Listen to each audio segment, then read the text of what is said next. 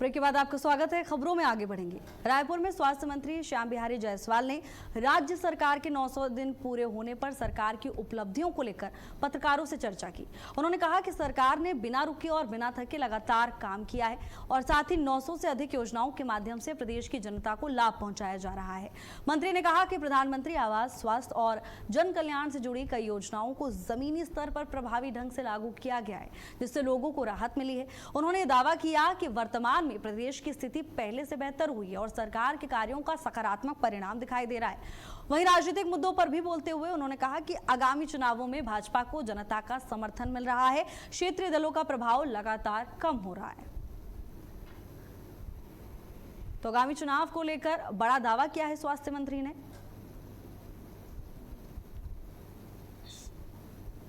अब मैं सबका डिस्क्रिप्शन तो नहीं कहूँगा, लेकिन मैंने जहाँ तक बताया कि आप देखिए 15 सालों तक बंगाल में ममता का एक तरफा राज्य के बाद कहाँ गया, तृणमूल हवा में उड़ गया। लालू यादव 15 साल तक सत्ता में रहने के बाद आज लालटेन कहाँ गया। उत्तर प्रदेश में ऐसा लगता था कि वो समाजवादी पार्टी बड़ा लंबे समय तक चलेगी, लेकिन जिस प्रकार से उन्होंने वहाँ माफियाओं और गुंडों का संरक्षण दिया, उनके साइकिल पंचर ही हो गए, तब से हवा ही नहीं भर पा रहे हैं। ऐसे ही बीच में लगा कि वो मायावती जी की जय जयकार होगी उत्तर प्रदेश में, लेकिन हाथी बैठ गया, वो अपना अस्तित्व के लिए लड़ रहे हैं।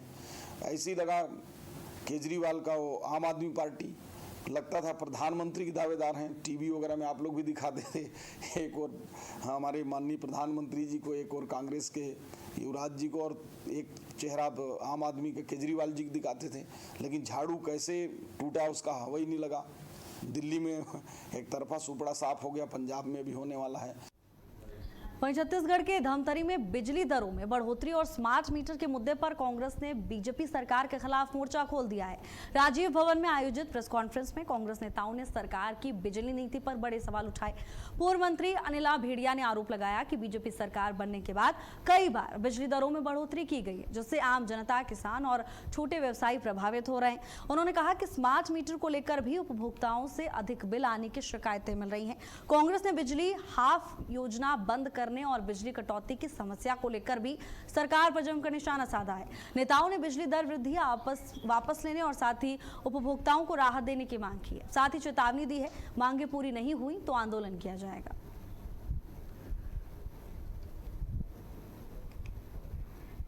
किसानों को भी नहीं बख्शा गया है। कृषि पंप में भी 40 पैसे की बढ़ोतरी कर दिया गया। भाजपा की सरकार बनने के बाद लगातार 5वीं बार बढ़ोतरी किया गया है। पहले से ही बिजली बिल, इतने ज़्यादा बिजली बिल आने से जनता परेशान है, उसके बाद उन्हें राहत देने के बजाय बिजली बिल में बढ़ोतरी कर रही है।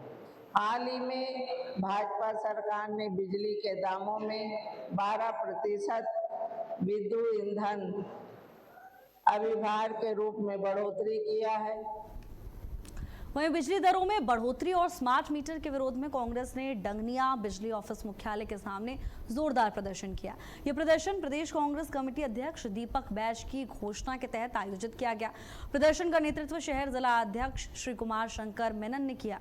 कांग्रेस नेताओं ने आरोप लगाया कि सरकार ने घरेलू, गैर घरेलू और कृषि उपभोक्ताओं पर बिजली दरें बढ़ाकर जनता पर अतिरिक्त आर्थिक बोझ डाला है।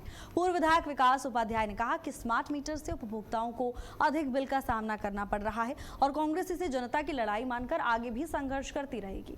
अब नेताओं ने बिजली दरों में बढ़ोतरी और स्मार्ट मीटर को वापस लेने की मांग की है। छत्तीसगढ़ के रायपुर से तमाम तस्वीरें सामने आ रही हैं, जहां कांग्रेस ने बिजली दरें वापस लेने की मांग को लेकर जोरदार प्रदर्शन किया।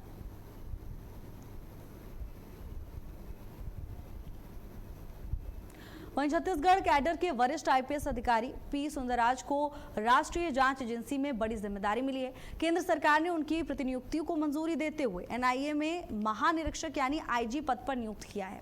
पी सुंदरराज नक्सल प्रभावित इलाकों में अपने प्रभावी काम और साथ ही सफल सुरक्षा अभियानों के लिए जाने जाते हैं। उन्होंने छत्तीसगढ़ में कई अहम जिम्मेदारियां निभाई, कानून व्यवस्था बनाए रखने में महत्वपूर्ण भूमिका निभाई है। उनकी इस नियुक्ति को छत्तीसगढ़ पुलिस के लिए एक बड़ी उपलब्धि के तौर पर देखा जा रहा है और इससे राज्य के पुलिस अधिकारियों का सम्मान और भी बढ़ा है।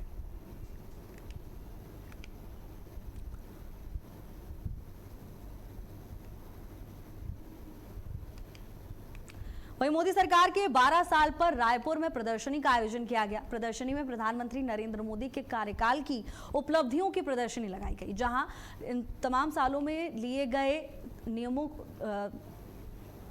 17 जून से 19 जून तक कलेक्ट्रेट परिसर में प्रदर्शनी का आयोजन किया गया। प्रदेश के परिवहन मंत्री केदार कश्यप ने शुभारंभ किया। इस अवसर पर रायपुर सांसद बृजमोहन अग्रवाल भी शामिल हुए और अन्य जनप्रतिनिधि उपस्थित रहे। कलेक्ट्रेट परिसर में 17 से 19 जून तक प्रदर्शनी का आयोजन किया गया। यहां मोदी सरकार के 12 साल की उपलब्धियों को प्रदर्शनी के जरिए लोगों तक पहुंचाया गया। क्या कुछ फैसले 12 सालों में सरकार की ओर से लिए गए हैं? क्या वो ऐतिहासिक निर्णय रहे जो सरकार ने लिए? प्रदर्शन करने का जब उनकी सरकार थी तो झटका किस तरीके से उन्होंने आम जनता को दिया था, आज वो झटका उनको लग रहा है। यदि हमारे यहाँ पर सनातन की पूजा और यदि हमारे लोग हमारे देश के आराध्य हमारे स्थलों का या वैदिक मंत्र का उच्चारण करते हैं तो क्या बुरा है? कहीं ना कहीं से इनकी जो मानसिकता है कांग्रेस की, ये तुष्टिकरण की मानसिकता है और हिंदू विरोधी है। इसके कारण से वो नहीं चाहते कि हमारे लोग को इस तरीके से उनको संस्कार दिए जाए। हम अपने लोगों को संस्कार देना चाहते हैं, हमारे लोगों को संस्कृति से विमुख करके विकृति की ओर लेके जाना। वहीं डोंगरगढ़ पुलिस ने मारपीट और धमकी के मामले में फरार चल रहे आरोपी को गिरफ्तार कर न्यायिक रिमांड पर भेज दिया है। आरोपी पर अपनी वृद्ध मां के साथ अभद्र भाषा का इस्तेमाल करने, मारपीट और जान से मारने की धमकी देने का आरोप है। आरोपी शराब के लिए पैसे मांगता था और मकान अपने नाम कराने का दबाव भी बना रहा था। पुलिस ने मामले में दर्ज आरोपी को गिरफ्तार कर न्यायालय में पेश किया है, जहां से न्यायिक रिमांड पर उसे जेल भेज दिया गया है। पुलिस अधिकारियों के निर्देशन में यह बड़ी कार्रवाई की गई है। इस कार्रवाई को महत्वपूर्ण सफलता के तौर पर देखा जा रहा है। 1 साल से आरोपी फरार चल रहा था, हालांकि अब प्रशासन को कामयाबी मिली है। बताया जा रहा है कि आरोपी अपनी बुजुर्ग मां के साथ मारपीट करता था और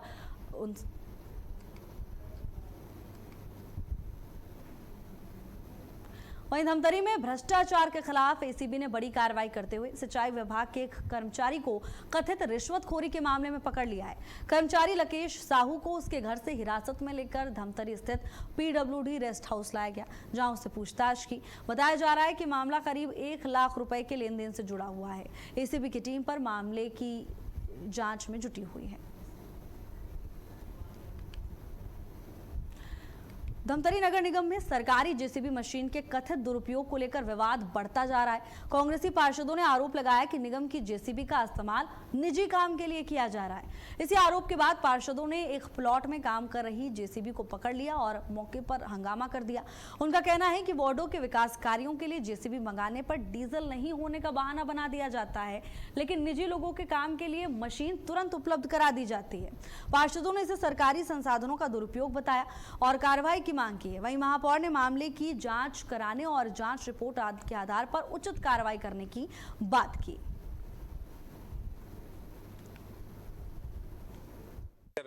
हम लोगों ने मौके पे जाके देखा, वाकई में निजी भूमि में जेसीबी चल रहा था, वो भी शाम को 7 बजे। यानी कि ये खुल्लम खुल्ला सत्ता का दुरुपयोग कर रहे हैं सत्ता दल के लोग। और जब वार्ड पार्षद जेसीबी का मांग करते हैं कि भाई यहाँ पास वार्ड में थोड़ा गंदगी उसको उठवाना है, तो सीधा अधिकारियों को जवाब आता है कि डीजल नहीं है, तो ये नहीं है, तो वो नहीं है। और कल हमने देखा कि निजी आदमी को लाभ पहुंचाने के लिए शाम को 7, साढ़े 7 बजे ड्राइवर से दबावपूर्वक काम करवा रहे थे इन लोग। ये पूरा सत्ता में संलिप्त लोगों के द्वारा जनता के पैसे का दुरुपयोग खुलेआम करने का काम कर रहे हैं। वहीं छत्तीसगढ़ राज्य बाल अधिकार संरक्षण आयोग की पहल पर दंतेवाड़ा जिले की गंभीर रूप से बीमार नाबालिग को बेहतर इलाज के लिए एम्स रायपुर में भर्ती कराया गया। बालिका की स्थिति की जानकारी मिलने के बाद आयोग ने तत्काल दंतेवाड़ा कलेक्टर को पत्र भेजकर जरूरी चिकित्सा और प्रशासनिक व्यवस्था सुनिश्चित करने के निर्देश दे दिए थे। इसके बाद जिला प्रशासन ने तुरंत कार्रवाई करते हुए बालिका को उसके परिवार के साथ एम्स रायपुर भेजा। बाल अधिकार संरक्षण आयोग की अध्यक्ष डॉक्टर वर्णिका शर्मा खुद एम्स रायपुर पहुंची और बालिका से मुलाकात की, उसका हालचाल जाना। उन्होंने परिजनों से भी बातचीत की, इलाज और अन्य सुविधाओं की जानकारी हासिल की।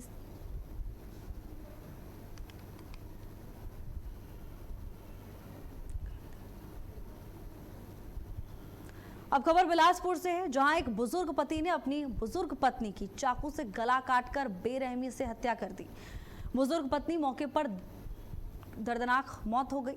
आरोप है कि बुजुर्ग पति को अपनी पत्नी पर किसी से प्रेम संबंध को लेकर शक था, जिसके चलते बुजुर्ग ने कदम उठाया। मामले की जानकारी मिलने पर पुलिस मौके पर पहुंची, आरोपी को गिरफ्तार कर लिया गया है। और वहीं छत्तीसगढ़ के कोरिया जिले में रेत खनन के विवाद ने खूनी रूप ले लिया, जहां बीजेपी नेता समेत 2 लोगों की जिंदा जलाकर हत्या कर दी गई। घटना सोनहत थाना क्षेत्र के नौगई गांव की है। आरोप है कि विवाद के दौरान हमलावरों ने फॉर्च्यूनर वाहन का रास्ता रोका, उस पर पेट्रोल डाला और आग लगा दी। वाहन में सवार लोग आग की चपेट में आ गए, जिससे भरत सिंह की मौके पर ही मौत हो गई, जबकि गंभीर रूप से झुलसे बीरेंद्र सिंह ने इलाज के दौरान दम तोड़ दिया। 3 घायलों का रायपुर में इलाज चल रहा है। पुलिस इस मामले में 9 नामजद आरोपियों के खिलाफ हत्या का मुकदमा दर्ज कर चुकी है। 4 आरोपी शिकंजे में हैं। और वहीं रायगढ़ जिले में एक दर्दनाक हादसे में मालगाड़ी की चपेट में आने से गंभीर रूप से घायल हाथी ने उपचार के दौरान दम तोड़ दिया। रेलवे ट्रैक पार करते समय हाथी ट्रेन की चपेट में आ गया था, जिससे उसे गंभीर चोट आ गई। मामले की जानकारी मिलते ही वन विभाग, पशु चिकित्सकों और वरिष्ठ अधिकारियों की टीम मौके पर पहुंची। पूरी रात हाथी को बचाने की कोशिश की जा रही थी। हालांकि गंभीर आंतरिक चोटों के चलते उनकी जान नहीं बचाई जा सकी। घटना के बाद वन विभाग और रेलवे की संयुक्त टीम ने शव को ट्रैक से हटाकर पोस्टमार्टम की प्रक्रिया शुरू कर दी है। जिले में जनवरी से अब तक 10 हाथियों की मौत हो चुकी है, जिससे वन्यजीव संरक्षण, रेलवे सुरक्षा व्यवस्था पर एक बार फिर गंभीर सवाल खड़े हो गए हैं।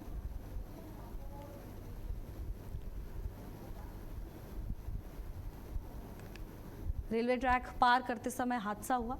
हादसे में हाथी की जान चली गई।